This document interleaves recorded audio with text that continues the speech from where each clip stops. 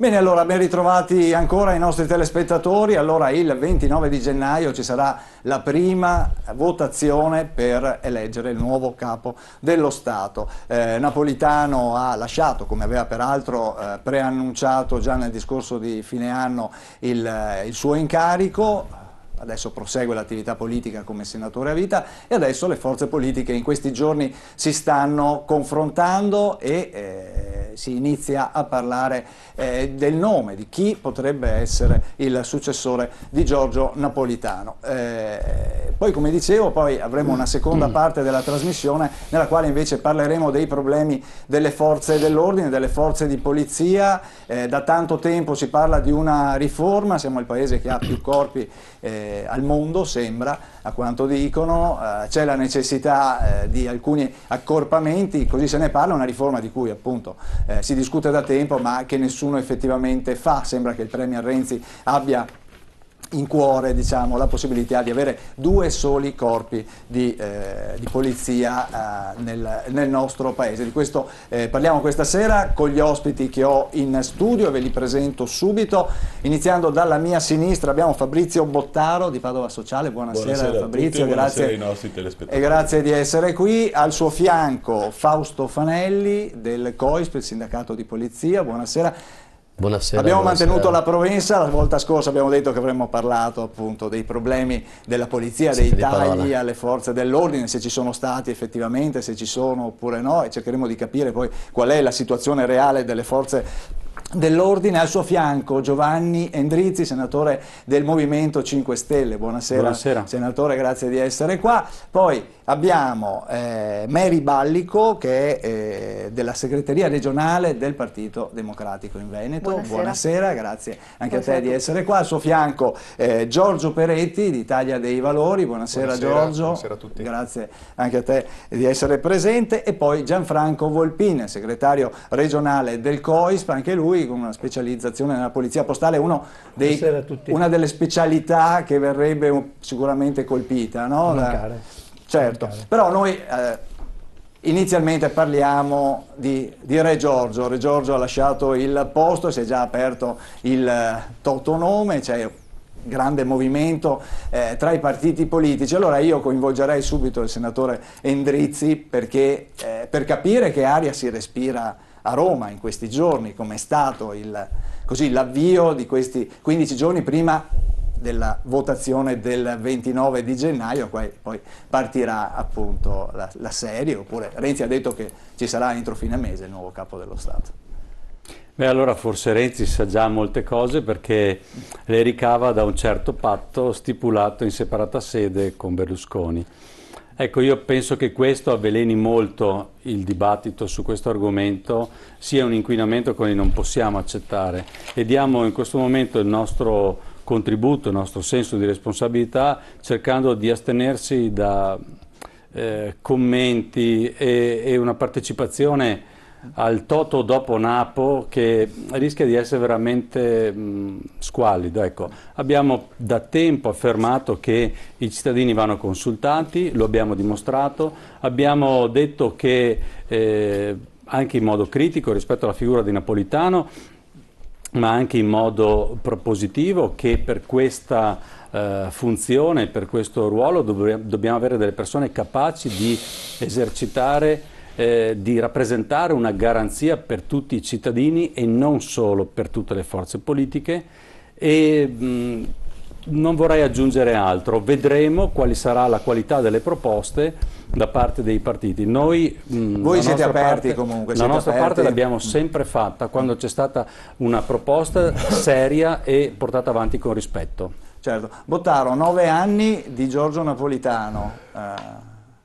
Quando ha annunciato che avrebbe lasciato nel discorso di fine anno? Abbiamo titolato Chi dopo Re Giorgio. Che cosa vuol dire questo?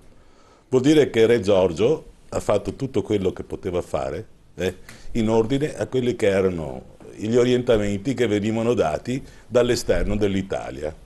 E nel momento in cui si è dovuti andare alla seconda votazione, al rinnovo, è stato rimesso sul trono proprio da quelle forze.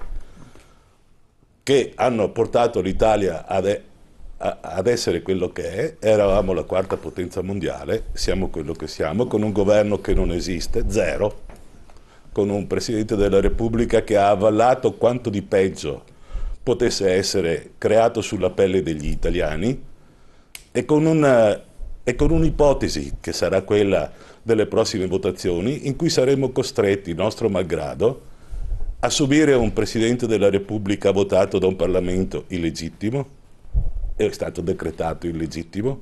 Ancora una volta saremo succubi di quello che ci imporranno da fuori, da questa Europa e da queste forze che hanno creato, perché secondo lei, e che continuano a creare. Secondo te Secondo me, ci saranno forti pressioni? Ma secondo me è chiaro che prima andremo a Berlino, prima andremo a Bruxelles, prima andremo, o probabilmente nella sua corsa che ha fatto a Parigi dando spallate per arrivare davanti alla famosa marcia dove il popolo non c'era ma c'erano solo loro, probabilmente lì gli hanno già detto: guarda che le cose devono andare in questa maniera qua. Quindi avranno già per cui indicato io non mi fido, certo. Come non mi fido di questo Parlamento, in cui chiaramente tutti gli eletti, a parte qualcuno che sono frutto non della votazione del popolo ma delle segreterie. Per cui io mi aspetto come cittadino italiano che, se lo Stato vuole rispetto da me, deve rispettarmi, cosa che fino adesso non ha fatto. Mi aspetto un sussulto di dignità da parte di Renzi e da parte di tutti quei 935 persone che si reputano oneste, ma che sono stati complici di quella mattanza che alla quale fino ad oggi abbiamo assistito. Mary Balico, le passo subito la parola innanzitutto per una tua valutazione su quello che è stato. Anzi, intanto salutiamo anche il nostro editore che è arrivato. Buonasera Ermanno, buonasera. Vabbè, insomma, mi scuso. Può succedere. E allora dicevo, Mary Balico, Partito Democratico. Allora, da te ovviamente una valutazione su questi 9 anni di Giorgio Napolitano, e anche magari su questa mancate riforme che non sono ancora arrivate, no? Perché tutti aspettavano, Napolitano doveva restare in carica perché si dovevano fare le riforme. Certo, io innanzitutto non mi riconosco proprio nel catastrofismo che ha sciorinato il nostro ospite negli ultimi 5 minuti, perché veramente è un quadro talmente così drammatico e negativo, penso che sia veramente fuori dalla realtà. Per esempio, io in piazza a Parigi c'erano, se non erro, 2 milioni di persone, e i capi di Stato erano davanti perché dovevano effettivamente guidare e far vedere che erano lì insieme al loro popolo. Comunque, al di là di questi insomma tratti di folklore, come sono stati questi 9 anni? Intanto non sono stati 9 anni sicuramente molto complessi, difficili per l'Italia, perché la crisi, sappiamo, è cominciata anche dal 2008, si è fatta più critica, ma era nata anche prima, e Napolitano ci ha accompagnato in tutte queste difficoltà. Io ho un grande rispetto per la figura del Presidente, ma non solo perché ho un grande rispetto per le istituzioni, perché credo che se perdiamo veramente il rispetto delle istituzioni e delle persone, non c'è più un'identità di paese. E poi comunque anche per la persona, perché Napolitano ha dimostrato una grande saggezza e anche un grande senso di sacrificio quando ha accettato l'anno scorso la rielezione. Io sono andata a rivedermi il discorso che ha fatto l'anno scorso, ed effettivamente, oltre a fare una bella reprimenda ai nostri parlamentari che l'hanno quasi costretto, no, per le bizze interne ai partiti a questa fatica, certo, della quale l'età effettivamente comporta un'ulteriore difficoltà, ha detto: io appunto lo faccio per permettere di uscire da questa impasse e poter dare nuovamente una guida al Paese. Mi ricordo che eravamo appena passati attraverso delle elezioni politiche dove non si era trovata una soluzione di governabilità, anche perché a volte si hanno degli interlocutori che effettivamente, con un pregiudizio a priori su qualunque tipo di proposta e di contatto si possa prendere, non si costruisce nulla, e quindi siamo passati attraverso dei mesi molto critici in un momento in cui l'Italia invece aveva bisogno di una guida. Napolitano ci ha traghettato e ha poi affidato il governo a Renzi, con l'impegno giustamente di fare le riforme. Ora io dico, il governo si è insediato prima solamente a Letta, certo, e poi a Renzi. Il governo Renzi, sappiamo, si è insediato 20 febbraio 2014, se non erro, non è trascorso nemmeno un anno. Io ho visto molte cose avviate, alcune anche realizzate, molte cose si devono, giustamente sono in itinere. Per esempio, Forse un lui grosso tema... avrebbe sperato di riuscire a far prima. Ho capito, ma l'Italia viene da quanti anni di immobilismo, quanti decenni di immobilismo? Allora io dico spesso che a criticare siamo capaci tutti, bisogna fare, bisogna realizzare. Certo. Secondo me molte cose appunto sono state messe in cantiere e si stanno vedendo i risultati. Io lavoro nella pubblica amministrazione e vi assicuro che già lì molto si sta muovendo. Sono proprio anch'io curiosa di vedere come riusciremo a fare questa trasformazione, questa riforma delle forze di polizia per efficientare la sicurezza. Certo, è una di quelle appunto che... Il tema appunto che affronteremo dopo. Però ecco, sono convinta che bisogna essere propositivi. Chi le piacerebbe? Alla Presidenza della Repubblica? Al Quirinale. Io sogno una donna, ma non per un discorso di quote rosa, per un discorso di democrazia matura, per un discorso di cambio anche di passo e cambio di sensibilità. Naturalmente una donna con tutte le caratteristiche politiche necessarie, di saggezza, di equilibrio e di giusta rappresentanza di tutti, come abbiamo detto, non solo di garanzia ai partiti e di cittadini. Hai un nome? Io avevo tifato Bonino quella volta, ho messo fortemente. Adesso sappiamo che purtroppo Emma non sta ancora molto bene, quindi si deve occupare di altro. Ecco, però io andrei a cercare, perché donne in gamba sono convinta, e non lo dico per fare il tifo, ne abbiamo tante in Italia. Certo, allora sentiamo anche i cittadini, abbiamo fatto qualche intervista, così un piccolo sondaggio per capire che cosa, chi vorrebbero al Quirinale dopo Napolitano. No, se la regia propone queste interviste che ha realizzato per noi Emiliano Schincaglia, poi rientriamo in studio e vediamo se arrivano. Eccole qua. Chi vedrebbe come nuovo capo di Stato in Italia? Ma avrei visto bene Emma Bonino, che però purtroppo abbiamo saputo che non sta molto bene di salute. Quindi mi auspico che ci sia un'elezione di una persona di riguardo, colta, che faccia il bene del paese. Una preferenza è un po' difficile in questo marasma politico che abbiamo in Italia in questo momento. Umberto Eco. Avrei una preferenza per la signora Bonino, ma purtroppo per questioni di salute non potrà affrontare quel carica. Auspico che un giorno noi cittadini italiani possiamo o potremmo votare il Presidente della Repubblica. Non ho preferenza, ma vorrei un capo di Stato eletto solamente dai cittadini. Ma perché teme l'influenza politica nella scelta? L'influenza politica c'è di sicuro, c'è sempre stata. Tenderei a fare una scelta diversa, abbastanza controcorrente. Per me il capo dello Stato andrebbe eliminata come figura istituzionale. Nessuna preferenza.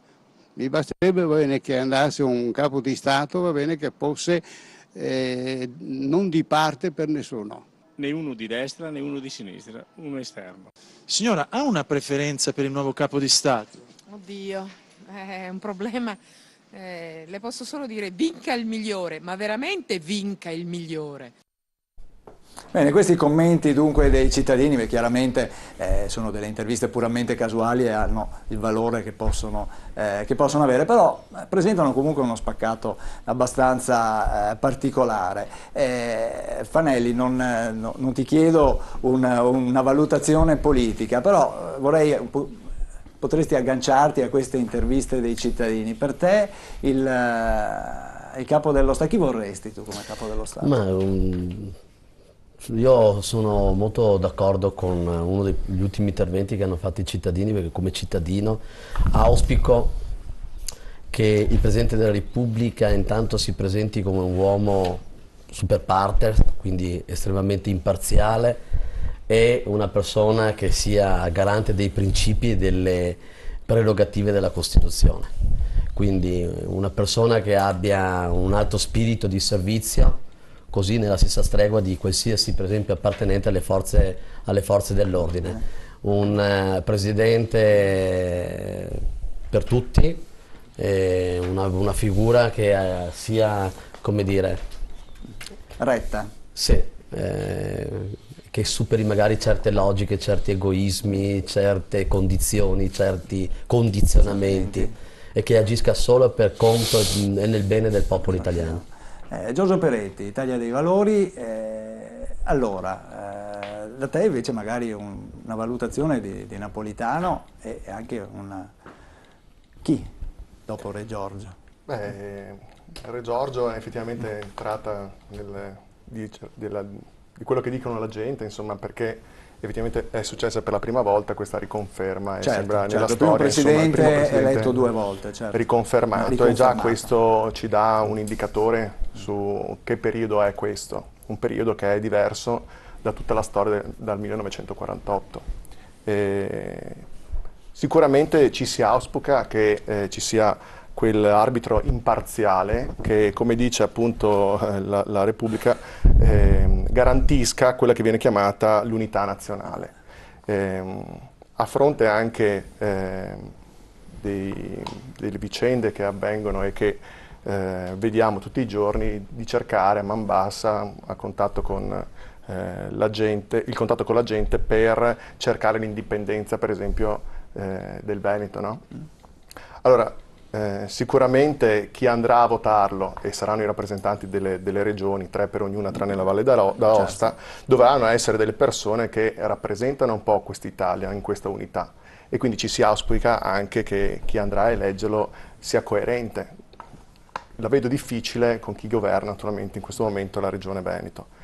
E quindi speriamo che ci sia una spiccata coerenza, magari nel delegare qualcun altro ad andare giù a Roma in questa elezione. Sto parlando naturalmente del governatore. Sì, certo. Non perché il Veneto non necessiti di quella, diciamo così, attenzione, ma più che altro perché se siamo in un'Europa, forse dovremo delegare anche a un'unità nazionale una certa gestione del paese. Ecco, per cui nel mio auspicio del nuovo capo dello Stato, questo arbitro imparziale forse è una persona che dovrebbe stare al di sopra delle parti, con un certo tipo di competenza e con un certo ruolo, non solo di indirizzamento. C'è qualcuno, c'è qualche Beh, nome se fosse ancora in vita, io penso che molte volte si è visto il capo dello Stato come un mero esecutore oppure un esperto di Costituzione che va a verificare se è ammissibile o meno quella proposta di legge del Parlamento. Se ci fosse stato Pertini, forse alcune cose non sarebbero passate in questi anni. Cioè, no, io penso nel mito di ogni italiano un presidente naturalmente che è stato nella Resistenza e che su alcune cose forse magari ci sarebbe stato un po' più presenza.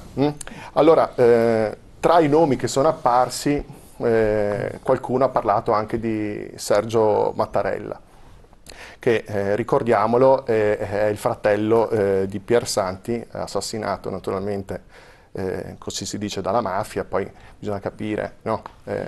Della Democrazia Cristiana, una persona insomma che ha lavorato molto nella conciliazione di quello che erano dei partiti opposti. Sicuramente dovrà essere qualcuno che ne conosce, e quindi un costituzionalista. Speriamo e confidiamo insomma nello Spirito Santo che ha a questo punto ci si affida anche alla religione per cercare di trovare anche la persona giusta in un periodo drammatico per tutti e drammatico per le imprese, e quindi ci aspettiamo anche con una certa rigore un cambio di rotta o comunque una presa di coscienza. Questo è un indicatore, quindi ci si aspetta grandi cose. Certo. Gianfranco Volpin, tu cosa ti aspetti?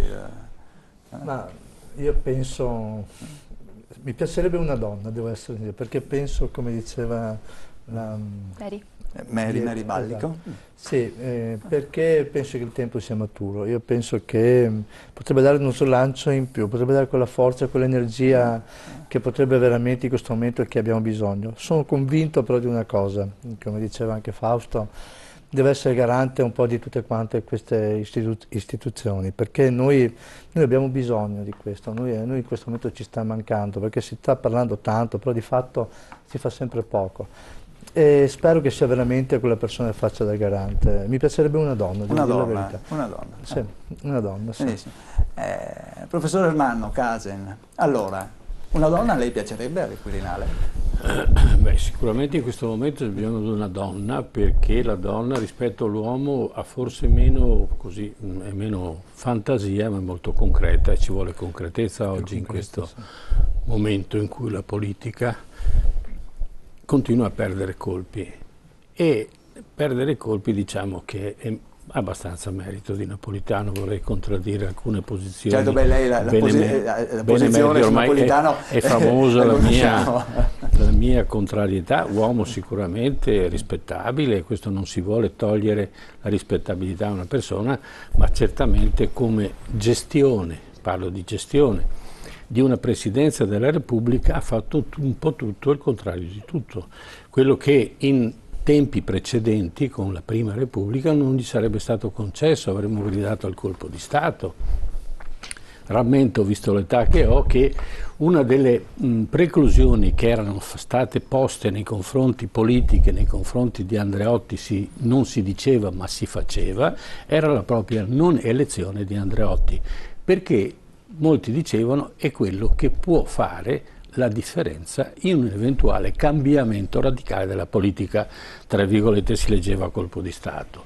E io mi domandavo, leggendo la Costituzione, sto Presidente della Repubblica poi che grandi poteri può avere? E allora mi spiegavano, no, ma perché potrebbe far sciogliere il governo, indire nuove elezioni in continuazione, fin tanto che poi tutta una serie di strategie, ma fantasiose. E a quell'epoca, quando lo Stato lo si rispettava, cosa che non avviene più, ma anche per colpa dei politici o per merito dei politici, sembrava impossibile una cosa di questo genere. Anche se in effetti c'era stato negli anni 60 un Presidente della Repubblica che poi ebbe una paresi, ma fu accusato di aver tentato attraverso un golpe ad aver organizzato, e quindi o che stava organizzando, che fu poi bloccato, e lui ebbe per quell'evento una sincope e poi fu allontanato e fu eletto un altro Presidente della Repubblica. Era Segni? Segni. E questa serie di situazioni mi sembrava impossibile. Invece Napolitano, con molta tattica, molta tranquillità, è riuscito a capovolgere un po' le situazioni. Allora mi sono reso conto, mano a mano che Napolitano si muoveva, mi rendevo conto che effettivamente il capo di Stato, che fino a quel momento era sempre stato una sorta di bamboccio, e che c'era stato un picconatore che era uscito un po' dalle righe, era uscito un po' dai binari, ma poi tutto si era fermato lì, e quindi tutti ossequiosi e puntualmente stavano fuori dalla politica. In realtà il presidente Napolitano c'è stato dentro la politica, l'ha cambiata radicalmente, ha eletto un governo mai eletto, quindi 2 presidenti del Consiglio che non sono stati mai eletti dai cittadini, cioè vuol dire. Allora, io parto dall'idea 3. Ecco. E Monti? Sì, scusa. Scusa. Mi sono perso per strada. Allora, se questo è il rispetto della Costituzione, non tanto da un punto di vista formale, ma da un punto di vista sostanziale, che cosa vuole la Costituzione? Vuole il rispetto del cittadino. Quindi il rispetto delle istituzioni, perché il cittadino è il perno principale. Perché se ne incominciamo a mettere il cittadino da un'altra parte, e allora ce la facciamo tra di noi che abbiamo possibilità di gestire la politica. Abbiamo sentito i cittadini, è stato più di qualcuno che ha chiesto di poter votare il capo dello Stato. Sì, ma adesso ci arrivo. Ci arrivo perché sono convinto, anche se questa convinzione è tardiva, io in gioventù pensavo che l'elezione diretta del capo dello Stato ci riportasse un po' indietro. Noi usciamo da un periodo un po' turbolento del ventennio, quindi c'era una serie di anticorpi notevoli nei confronti di una figura istituzionale che avesse troppo potere, e difatti quando hanno fatto la Costituzione l'hanno pensata proprio per creare il Parlamento che fosse ambivalente, cioè che ci fosse un contrappeso Senato-Camera e nello stesso tempo un capo dello Stato super partes, eccetera, cosa da un punto di vista teorico perfetto, da un punto di vista pratico si è rivelato invece che ha delle grosse deficienze. Allora mi ricordo all'epoca quando fu cambiata la Repubblica in Francia, la Quarta Repubblica, e venne su De Gaulle, io mi spaventai, dicevo De Gaulle, pur essendo un personaggio che stava dalla parte ha fatto la resistenza, è stato con gli alleati, eccetera, quindi dimostrava una volontà democratica, però mi sembrava una figura forte ed eccessiva. Invece la Francia riprese vigore perché non è tanto la figura, non è tanto la funzione, ma anche la figura che sta dentro che può determinare un cambiamento. E mi sono convinto, ho dovuto ricredermi, che l'elezione del presidente diretta è fondamentale. Ed è fondamentale per un'altra cosa. Mi sono fatto una domanda con l'ultima elezione di Obama. È stato eletto un negro, diciamolo alla Berlusconi, in America, no? E sappiamo gli americani mediamente cosa pensano. È stato tirato fuori dal cappello il coniglio. Nessuno sapeva chi era Obama finché non si è presentato alle primarie. Ma chi è sto qua? Nero si presenta, ma chi siamo? Va bene, c'era la famiglia Kennedy dietro che l'aveva allevato, sponsorizzato, fatto crescere, fatto studiare, benissimo, però non era.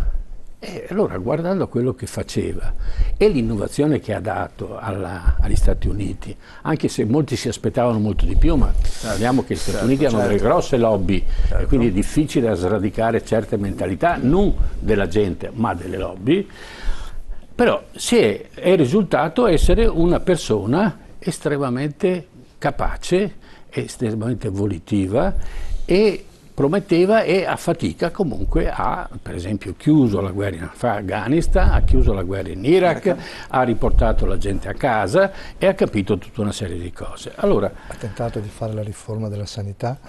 Sì, c'è riuscito a metà perché naturalmente gli hanno tagliato le dita prima che riuscisse a finirla. E quello mi dispiace come riforma, perché era molto bella per quella, al di là, perché andava a toccare quelle lobby, per questo l'hanno bloccata. E le lobby più grandi degli Stati Uniti sono la guerra, perché è un'economia di guerra, quella statunitense. L'inaugurazione dell'economia di guerra fu nella seconda guerra mondiale, poi continuava con la guerra in Corea, guerra in Vietnam, guerra poi in tutte le guerre di scacchiere, quindi gli Stati Uniti vivono di questo tipo. Poi la guerra di economia di guerra era troppo debole. Allora si fanno le guerre, economia di guerra in funzione dell'energia, perché l'energia crea più utile, quindi un meccanismo che si compenetra. Ma quello che volevo dire, gli americani si sono inventati un presidente, non sono andati come adesso le domande che si fanno lì, cosa penserà? Anch'io penso la prima cosa, Bonino, non ho soluzioni, ma poveretta ha saputo l'altro giorno quello che è successo e quindi... Avrei dire, cerchiamo un'altra figura, no? Ma stiamo automaticamente, il nostro pensiero va tra i noti e i noti sono usurati. Certo. Cioè, ci vorrebbe il coraggio di... Ma sono usurati perché? Ma sono usurati perché? Perché sono ricattabili. Uno che sta al potere più di tot anni deve avere il potere, necessariamente ti obbliga a prendere delle decisioni che possono essere impopolari. Certo. E se sono impopolari, naturalmente sei soggetto a ricatto. Ci vogliamo mettere Prodi? Quello che ha regalato l'Ilva? Quello che ha regalato l'Alfa Romeo? Speriamo di no. Che ha regalato l'Italia? Quello che ha fatto il cambio lira no, Prodi deve avere la dignità, dimostrare una volta nella vita la dignità, dice io signori non mi nominate il nome, no, ma infatti oggi Prodi era già praticamente detto, quindi se non ma lasciamo stare adesso il Prodi, dico un nome a caso, certo, ma comunque il fatto di il professor Sottile, vogliamo mettere quello che è andato a pescare nelle tasche, nelle banche dei pensionati in un momento in cui il presidente, il governatore della Banca d'Italia cosa ha fatto? Ha fatto una guerra al marco quando il marco stava salendo a 1300 lire da 650. E Soros rideva. E Soros rideva perché erano Busetta e Botton, se dice qua, no? Ecco. Allora, vogliamo mettere quello? Non lo so, ma stiamo dicendo, questi sono i nomi che vengono proposti. Ma possibile che su 60 milioni tolti minori, come ho detto l'altro giorno, tolti pensionati, eccetera, non abbiamo qualche figura dignitosa che sia in grado di fare questa cosa qua? Ma ecco, vorrei arrivare alla domanda che mi hai fatto te.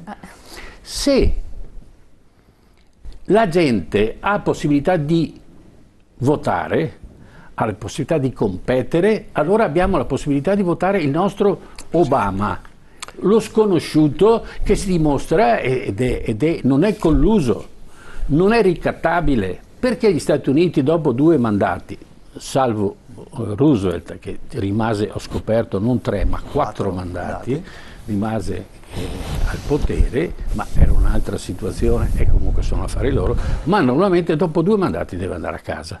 Ma per quale motivo? Perché dopo 2 mandati è ricattabile, e non è ricattabile il presidente, è ricattabile il paese, e quindi devono mettere un'altra figura e ricominciare da capo, e si può fare. Bisogna avere la dignità, il coraggio di chiedere ai cittadini, cosa che non si fa più, soprattutto con questa riforma elettiva, delle elezioni, non si fa più, a chiedere ai cittadini quello che i cittadini vogliono, perché è il cittadino che comanda. Non può essere messo il cittadino in disparte, deve essere il cittadino in pole position, e il cittadino è sempre, abbiamo visto che le scelte del cittadino sono sempre state le più sagge che rispetto a quella della politica. Dobbiamo andare un attimo, allora andiamo in pubblicità, dopo rientriamo, chiudiamo un attimo la parentesi dedicata alla successione a Napolitano e dopo passiamo alle forze di polizia. Noi andiamo un attimo in pubblicità e rientriamo subito.